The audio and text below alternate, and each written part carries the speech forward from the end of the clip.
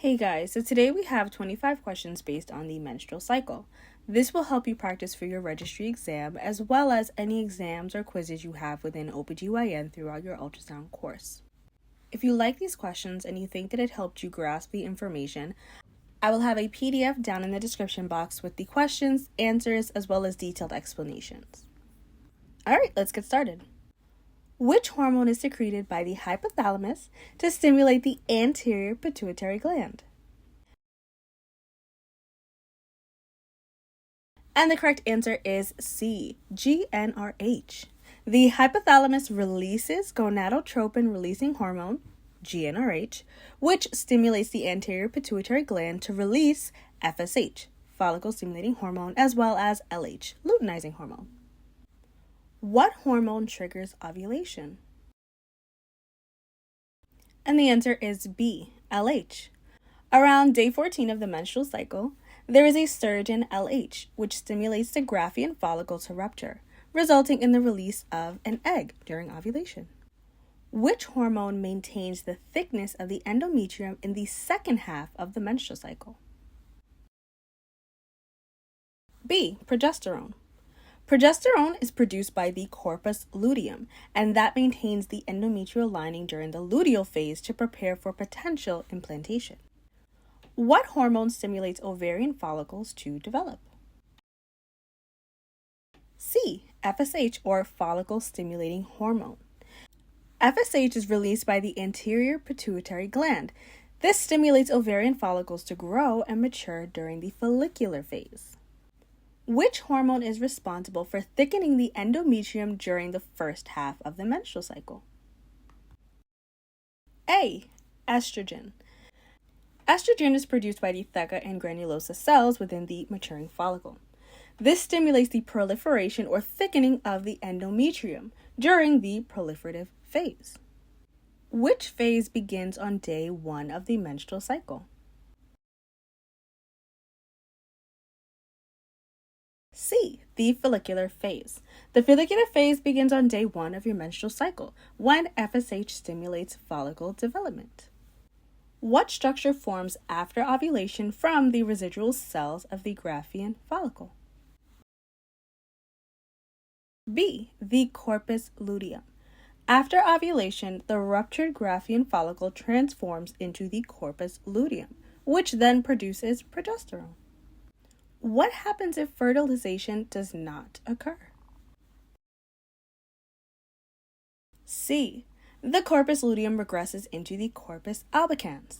Without fertilization, the corpus luteum degenerates into the corpus albicans, causing progesterone levels to drop, leading to menstruation.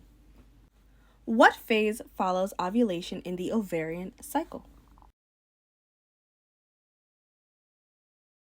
C, the luteal phase. The luteal phase follows ovulation and is dominated by progesterone secretion from the corpus luteum. What is the sharp pain felt during ovulation called? A, Mittelschmerz. Mittelschmerz refers to the sharp, brief pain experienced by a lot of women during ovulation when the Graafian follicle ruptures. Which phase of the endometrial cycle involves shedding of the functional layer? C, the menstrual phase. During the menstrual phase, the functional layer of the endometrium is what sheds due to a drop in progesterone and estrogen. Which hormone primarily stimulates endometrial proliferation? B, estrogen. During the proliferation phase, estrogen stimulates the endometrium to thicken and prepare for possible implantation. What is the sonographic appearance of the endometrium during the late proliferative phase? C, the 3-line sign.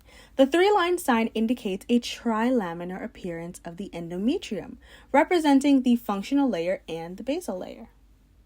During which phase does the endometrium become uniformly echogenic? B, during the secretory phase. During the secretory phase, stimulated by progesterone, the endometrium becomes thickened and uniformly echogenic. What hormone dominates the secretory phase of the endometrial cycle? B. Progesterone. Progesterone, again produced by the corpus luteum, dominates the secretory phase and maintains the thickness of the endometrial lining. On which day does ovulation typically occur in a 28-day cycle?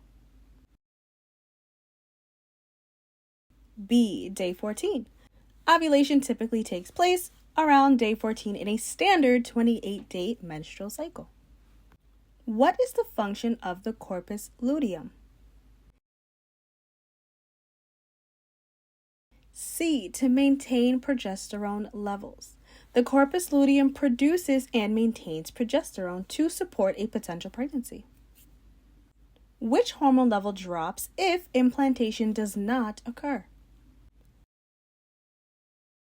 C. Progesterone.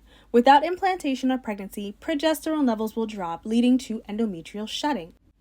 What is the primary function of progesterone in the menstrual cycle? C. To maintain the thickness of the endometrium. Progesterone ensures that the endometrium remains thick and suitable for potential pregnancy. What hormone initiates the menstrual cycle?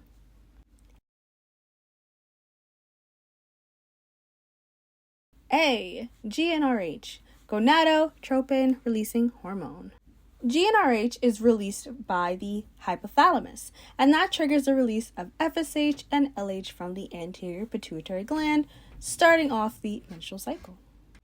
What does a small amount of fluid in the pouch of Douglas indicate? B. Ovulation has occurred.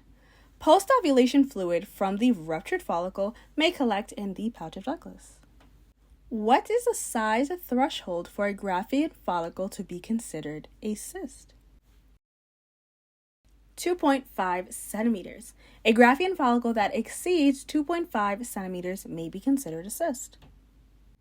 What is the sonographic appearance of the early proliferative phase? B. Thin and echogenic. In the early proliferative phase, the endometrium may appear thin and bright on an ultrasound. What is the dominant follicle called? C. The Graafian follicle. The Graafian follicle is the dominant mature follicle that eventually ruptures to release an egg. Which phase correlates with uniform echogenicity within the endometrium on an ultrasound image? B. The secretory phase. The secretory phase, dominated by progesterone, shows a uniformly echogenic endometrium on an ultrasound image. All right, and that is the last question. If you want to come back and review these questions, that'd be really good. The more that you do them, the more they'll be ingrained in your memory. Again, I will have the questions typed up with the answer key in the description box. I hope this was helpful, and I'll see you in the next one.